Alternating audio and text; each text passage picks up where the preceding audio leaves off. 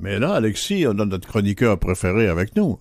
Ben oui, il va venir nous parler des services juridiques pour autochtones en communauté et hors communauté, puis des quelques lacunes qui entourent cette situation-là. Quoi, Eric? Oui, ça va bien. Oui, et toi? Bien sûr. Donc, oui, Donc, c'est ça, les thématiques que je voulais aborder, en fait, les problèmes litigieux concernant les avocats, parce que souvent, les avocats, en grande partie, offrent leur service au conseil de bande. Mais lorsqu'il y a une problématique entre un individu et un conseil de bande, ou alors un individu contre l'État, le gouvernement, pour des trucs territoriaux ou des droits disons, de chasse, des droits personnels et tout ça, ce qui devient litigieux, c'est que les avocats, en général, étant donné qu'il y a une très minuscule population autochtone au Québec, 2 à presque 3%. Alors donc, puisqu'il n'y a pas beaucoup de spécialistes, la plupart sont au service des conseils de bande. Alors donc, quand un individu a besoin un service légal qui est souvent contre les conseils de bande, c'est souvent des requêtes envers les conseils de bande, là, il y a un litige parce que personne ne veut servir quelqu'un contre un conseil de bande. Donc, ça fait une espèce de disons, c'est comme marcher sur des œufs un peu. Chose qui arrive un peu moins dans l'Ouest canadien, étant donné que la population est plus grande, puis il y a plus de divers services d'avocats un peu plus variés. Tu sais.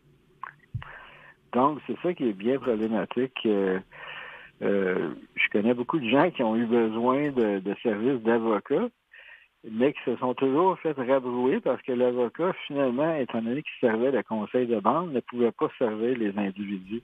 Puis ça ouais, ben, se faut comprendre reproduit que régulièrement. les avocats, on peut pas être en conflit d'intérêts non plus, hein. Exactement. Donc, comme tu disais, souvent, la nature de nos services font en sorte qu'on est déjà souvent embauché par beaucoup de conseils de bande. Donc, c'est peut-être aussi le fait qu'il manque d'avocats qui sont spécialisés en droit autochtone. Exactement, c'est ça.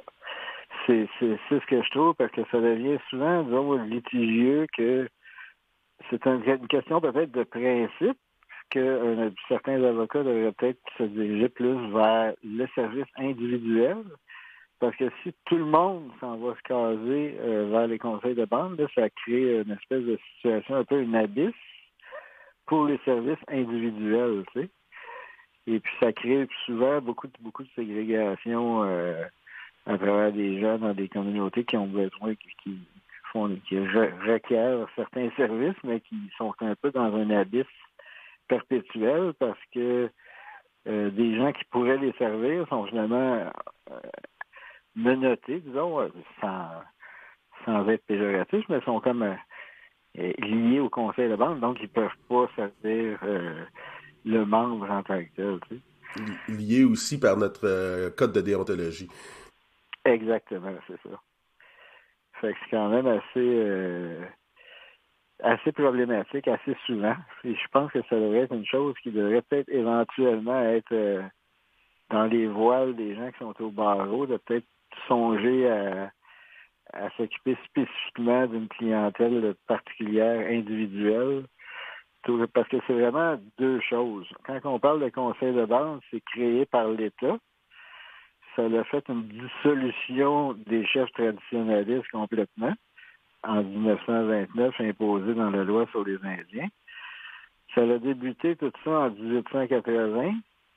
Dans le bout de Sault-Sainte-Marie, en général, le bout de Wikwemikong et tout ça, les premières expérimentations d'amener des chefs autochtones dans des universités blanches pour que eux, une fois qu'ils soient sortis de l'académie, ça soit juste eux qui aient le droit d'être chefs dans leur communauté. Ça s'est graduellement imposé comme ça dans une espèce de formation fonctionnaire un peu. Et puis en 1929, suite à des crises avec les chefs traditionnels dans les communautés Mohawk, surtout du bord de Brantford en Ontario et tout ça, étant donné qu'un seul chef, ça fonctionne pas dans les communautés iroquoises, puisque c'est des chefs de clan. Chaque famille a un clan. Et puis, il y a divers clans, le clan de l'ours et tout ça. Donc, l'organisation traditionnelle des chefs et puis de la gérance d'une communauté traditionnelle est complètement bafouée par l'État qui a créé la loi sur les Indiens, qui impose un seul chef, et puis dorénavant, un chef qui a reçu une formation de l'État occidental, tu sais. Alors là, ça devient vraiment très, très, très problématique. En plus, ils ont profité de cette période-là où les premières écoles résidentielles débutaient en 1890 à peu près. Au Québec, ça s'est développé dans les années 30. Mais en Ontario, ça avait tout débuté en 1890 à 1901. C'était bien parti. Le bal était bien lancé du nom de Ottawa au Grand Lac pour les écoles résidentielles puis pour la réorganisation à l'occidental de comment gérer les communautés. Et puis, ça s'est graduellement étalé jusqu'au Québec et tout ça. Donc, voilà, c'est vraiment littéralement une reconstruction administrative complète sous le joug d'un portrait, disons, occidentaux-académique européen qui a complètement dilapidé les organisations sociétaires, culturelles propres à chaque nation. Donc, c'est une imposition. Et puis, c'est probablement l'impasse la plus majeure, c'est que c'est devenu normal dorénavant. Les gens trouvent ça normal, la gérance des conseils de bande imposée par l'État. Ça a pris quelques générations avec les écoles résidentielles. Ça a vraiment mélangé beaucoup, beaucoup, beaucoup de gens. Et puis maintenant, c'est la norme. C'est normal de travailler comme un fonctionnaire dans la société d'État gouvernementale en tant que chef ou fonctionnaire, disons, c'est un peu comme le fonctionnariat en réalité.